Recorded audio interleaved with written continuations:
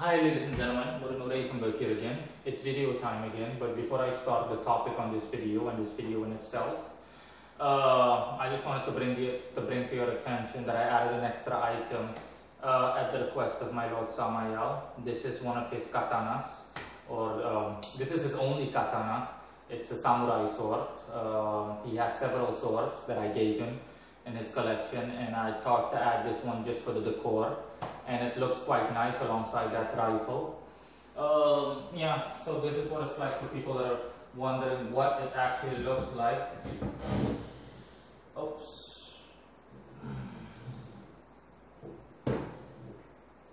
This is what it actually looks like, as you can see. Nice strong katana. There's also a small knife here that serves as a side weapon or a secondary weapon.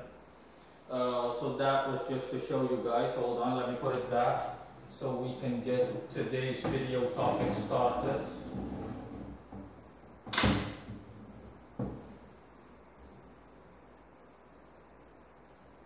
Okay, yeah, and let's get today's video started then. Today's video is going to be on a Titan god named Hyperion. For those of you that are wondering who Hyperion is, or for those of you that aren't even familiar with the Titans are Greek gods specifically, but they are akin to the primordial gods. Thereby I mean that they were one of the first gods. It is from these gods that the stereotypical Greek gods and goddesses that we know, like Zeus, Hades, and Poseidon existed, okay? I've already covered a few on my website. I've covered a few Titan gods, specifically the god Kronos and Iapetus, and now I'm going to cover this one. In any case, yeah, like I said, the name of this god is Hyperion, and his name allegedly means higher one.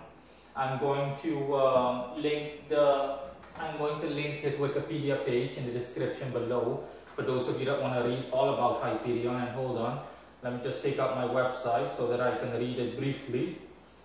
This is just a small token to make all of you familiar with Hyperion. So this is just a small piece from his Wikipedia page. In Greek mythology, Hyperion, in Greek, translated to the High One, or translates to the High One, was one of the 12 Titan children of Gaia, representing the Earth, and Uranus, the sky, representing the sky, who, led by Kronos, overthrew their father Uranus and were themselves later overthrown by the Olympians. With his sister, the Titaness Thea, Hyperion fathered Helios, which represents the sun, Selene, the moon, and Eos, the dawn. Keats' abandoned epic poem Hyperion is among the literary works that feature the figure. So yeah, there you go. That is a small intro, or that is the intro of the Wikipedia page on Hyperion. Interestingly enough, over the course of my life, I have heard of the phrase Hyperion multiple times here and there within pop media and so on.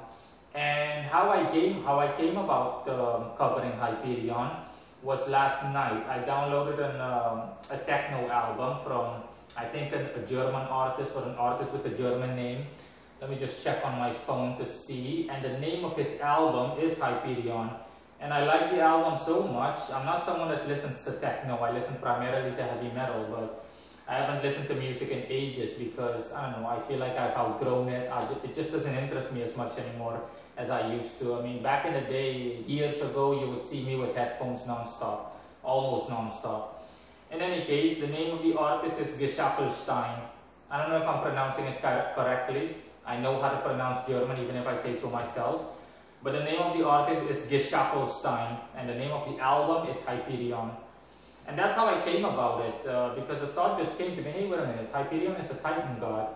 That's where the thingy was taken from. I'm assuming that that's where the artist gets the name from, because practically every institution or every entity, whether it be an artist or an organization, whatever, that is named Hyperion, comes from the Titan god Hyperion himself. So yeah, let's get started on Hyperion. I'm going to start a bit backwards today. let me start with Hyperion's appearance. Hyperion simply appears as a stereotypical Greek from that time. Okay, just a man with a small beard, well groomed. He has a neat mullet about him, and he is just dressed normally, you know, like any Greek. But he's not dressed in a robe. He's more dressed in military gear. Let's just say he's dressed like one of the soldiers from Alexander the Great's time. That's approximately how you can envision Hyperion. I wouldn't say Spartans, since Spartans in pop media are portrayed to be bare-chested and are only wearing. Spartans are dressed like wrestlers, more or less. Okay, professional wrestlers, only with either a loincloth or something similar, just a pair of jockeys or something. No, or briefs. No. Okay, Hyperion is dressed like literally like the way the Greeks dressed in robes, but instead of a robe, it's kind of like a military robe with chainmail, more or less, and so on. That's what Hyperion looks like, or that's how he appears to me, better said. Like I've mentioned numerous times before, appearances are subjective. Hyperion corresponds to 21 degrees in Cancer, so Hyperion is a lunar spirit. Okay, and like the other Titan gods, I might cover more Titan gods in the future, because I will not lie, okay? The Titans have really made an impression on me, okay? These Titans are exceptionally powerful. They're more powerful than the average pagan god or the average thought form. It is the same with Kronos. It's the same too with Iapetus or Lapetus, whatever. And it's the same with Hyperion too. When I did research on Hyperion to see what he has to offer and his attributes and so on, I noticed how much he has to offer, okay?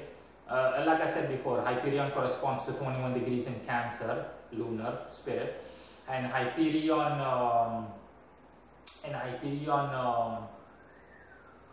that 21 degrees specifically stands for ascendance. Let's just say ascendant in the way of climbing the ladder to success,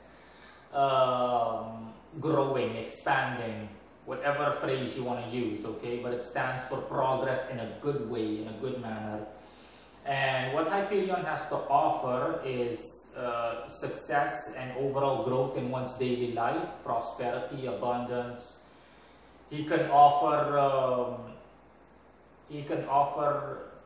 balance in one's life too, in a good way, to the point where not only you'll be balanced out overall as a person, but you'll also grow significantly to the point where you become a success. And he is also good, he specializes also in teaching one the arts. And by the arts, I mean anything that can count as an art form. Just think about painting, music, literature. Those are all art forms, okay, forms of art. And he can really help one excel in that regard, okay. And last but not least, Hyperion also specializes in relationships, helping someone build, maintain, and progress fundamental relationships, or grow within those relationships. And we're talking about any relationship of any nature, whether it be romantic, business relationship, friendship, it does not matter. Hyperion can help people out in that when it comes to that subject matter or that topic. And yeah, that's pretty much it on Hyperion. There's not a lot else to say. If you want to know everything about him, just read his Wikipedia page. I also read that Hyperion wasn't really mentioned. He's not really mentioned. He's more of an obscure or background figure. He's not one of the Titan gods that is discussed often. No, I mean when hearing about Greek mythology, all you hear is the things that you hear about the most are Zeus, Hades, Poseidon. You know, these gods are mentioned the most, okay? The Olympian gods are mentioned the most, but the Titan gods aren't mentioned as much. The most well-known Titan god, the Titan god that I heard of, was Kronos, okay? And Gaia, okay? But Uranus or Uranus and the rest, not so much, no. It's only later that I heard of Iapetus and that I heard of Hyperion and so on. But the name Hyperion does appeal to me, because let's be honest, Hyperion is a nice name, okay? I mean, if I had a child, I might call that child Hyperion. Of course, I'd much rather call that Chao Samael or Sandalphon, my lords, but